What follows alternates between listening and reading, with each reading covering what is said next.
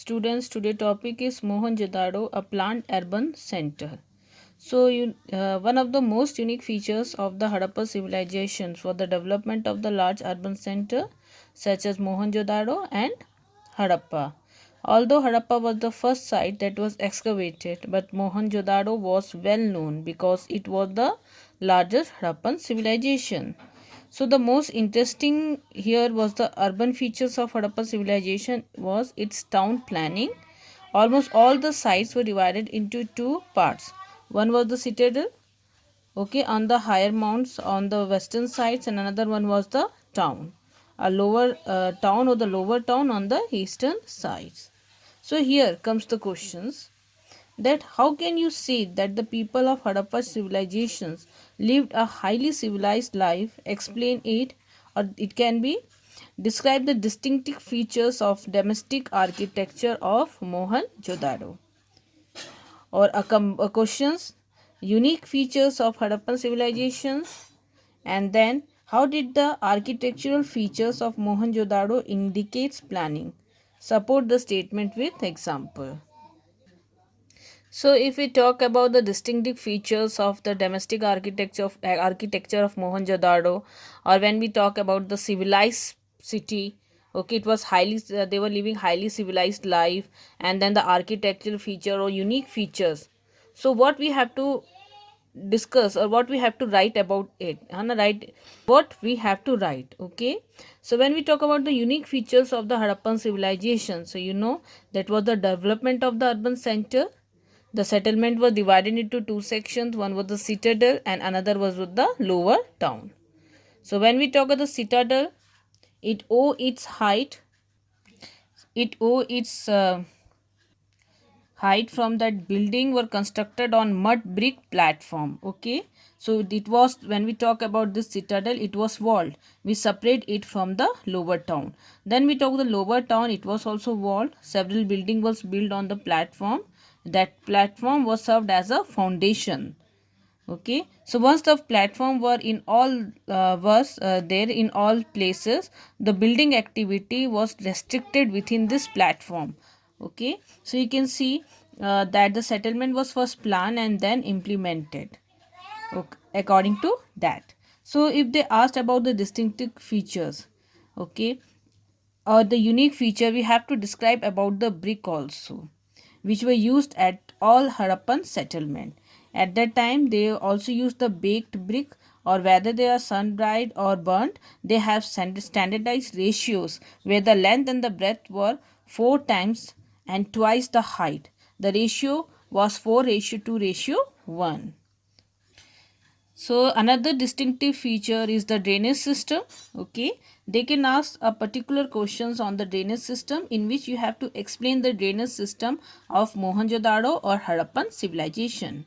So here you can see that one of the most distinctive features of Harappan, okay, civilizations was it carefully planned drainage system. If we look at the plan of the lower town, we find the road and street were laid along in approximate and pattern intersecting at right angle. Okay, so here you can see a grid pattern was there where the line were intersecting from, or where the street or lane were intersecting from north to south to east to west. Okay, every house had a wall alongside the street having drain connected to the street drain. It flow out domestic wastewater. It seemed that the streets with drain were laid out first and then houses was also built along with them. So this was the then here's come about the drainage system that Mackay noted. It is certainly the most complete ancient system as yet discovered. Every house was connected to the street drain. The main channel were made of bricks. Okay, if we talk about the channels that were made up of bricks set in mortar and were covered with loose bricks so that they could remove the brick and they can clean the channels or the cesspit. Okay, in some cases limestone was also used for covers. House drain first emptied into a sump or cesspit sewer line, okay, into which solid matter settled while waste water flowed out in the street drain. And every very long drainage channels were provided at intervals for some for cleaning. So you can see there was sums made at a smaller distance so that they could clean the wastage or the drainage. Oh, it is wonder of archaeology that little heaps of material, mostly sand, have frequently been found laying alongside drainage channel, which shows that the debris was not always carted away when the drain was cleared. So if you see about the, you can see the drain, the wasted water was so clean that it carried a heap of a little sand. Okay, so here you can see drainage system were not unique to the larger cities but were found in smaller settlement as well. So you can see here the example at Lothal. For example, while houses were built of mud brick, but drains were made up of burnt bricks. So this whole you have to describe in the drainage system. Then comes domestic architecture. Okay, so it is also the unique feature of town planning. So here a question raised that describe the distinctive feature of domestic architecture at Mohenjo-daro. So what you have to do, you have to describe about the settlement. About as far you can talk about the lower town and citadel, the drainage system, the interior structure of citadel, and the lower town. So you have to describe all the points. Now is about residential building, domestic architecture. Okay, so you can see the lower town at Mohenjo-daro provide example of residential building. Many were centered on a courtyard with rooms on all sides. The courtyard was probably the center of activities such as cooking, weaving, particularly during hot and dry weather. So what is also interesting is an apparent concern for their privacy. When we talk about the privacy, there are no window in the walls along the ground level. Okay. Besides, the main entrance does not give a direct view of the interior or the courtyard. So every house had its own bathroom paved with bricks, okay, with drain, connected through the wall to the street drain. Some houses have remains of staircases to reach a second story of the roof. Many houses had well, often in a room that could be reached from the outside and perhaps used by passers-by. So this is all about the structure that was found in this building, okay, or in the buildings of Harappa. Okay, so we talk about the citadel. So we find evidences of structures that were probably used for special purposes. These includes the warehouse, the bath, and several other structures. So if we talk about the important structure here, inside the citadel was the warehouse, that was the massive structure of which the lower bricks portions that remain while the upper portion has been decayed, okay, which was probably made up of wood. And then the most important structure here was the great bath. Okay, so they can ask questions regarding this great bath that mention the specific, or the question that has been formed here was mention the specific features of great bath of Mohenjo-daro.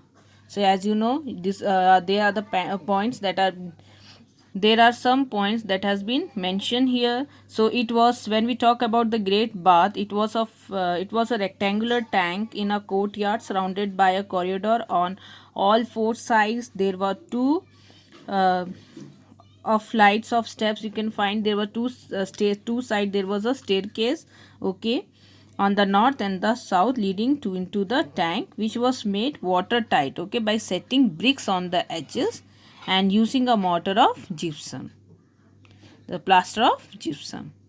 So there were room in on three sides, in one of which was a large well. Across the lane to the north lay a smaller structure building, okay. There was 8 bathroom, 4 on each side of a corridor. We drain from each bathroom, connecting to a drain that ran along with the corridor. The uniqueness of the structure as well as the context in which it was found led scholar that it meant for some kind of a special ritual bath. So here are questions that has been formed or that can be asked, that how is the lower town different from the citadel. So now you can easily distinguish this settlement on the basis of the distinct features. Now come to the another topic, tracking social differences. Okay, so here the questions here is that explain the strategies used by the archaeologists to understand the socio-economic differences among the Harappa. So two strategies or evidences here, one is the burial, another one is the artifact or looking for the luxuries. Okay, and one question that has been asked here, you can see the burials in Harappa sites reveal the economic and social differences amongst the people living within a particular culture.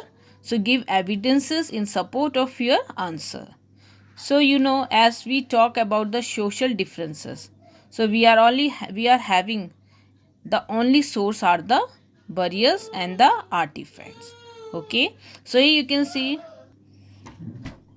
these archaeologists generally use certain strategy to find out whether there were social economic differences among people living within a particular culture. So these include studying the burials. So at burials in Harappa sites, the dead were generally laid in pits. Sometimes there were differences in the way the burial pits were made. In some instances, the hollowed out space were lined with bricks. So could this be variations that is been find in indication of social differences? So you say we are not sure. So some graves that contain portraits and ornaments, perhaps indicating a belief that this could be used in the afterlife. Okay, so jewelry has also been found in the burial at the cemetery of Harappa. You can see of both men and women. Here you can see the evidences that has been found, especially the ornament of three shells rings, a jasper, and hundreds of micro beads were found near the skulls of a male. So that were buried with copper mirrors in some instances. So you can see it appeared that Harappan did not believe in burying the precious things with the dead. So here you can see the social differences here, very less evidences of the social differences as far as the burial is concerned. Now we come to the next point is the looking for the luxuries. So another strategy to identify the social differences is to study the artifacts, which archaeologists broadly classifies as utilitarians and luxuries. Okay, so if we talk about the artifacts, they are classified into two parts. One was the utilitarian and luxuries. So here you can see the daily used objects were called or ordinary objects, which are made ordinarily, or ordinary objects such as made up of stone or clay. Okay, so they are usually found or distributed throughout the settlements. So that's come under the utilitarians. Okay, and then another luxurious items that are made costly, not easily available, and the process of making are very complicated.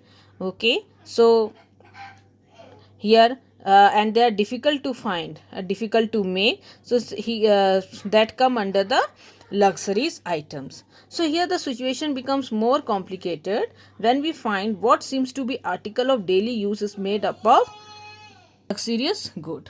Okay, but when we talk about the if we see the study if we study the distribution of such artifact, okay, especially the luxurious, we find that rare objects made up of valuable material are generally concentrated in large settlement of Mohenjo-daro and Harappa and are rarely found near the smaller settlement. For example, you can see miniature pots of faience, perhaps used as perfume bottles, are mostly found in Harappa and Mohenjo-daro, and there are none from the small settlements like Kalibanga.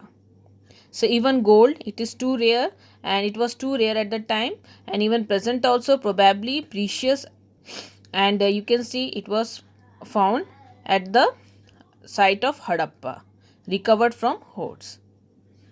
So here we talk about the settlements and what types of questions can be formed.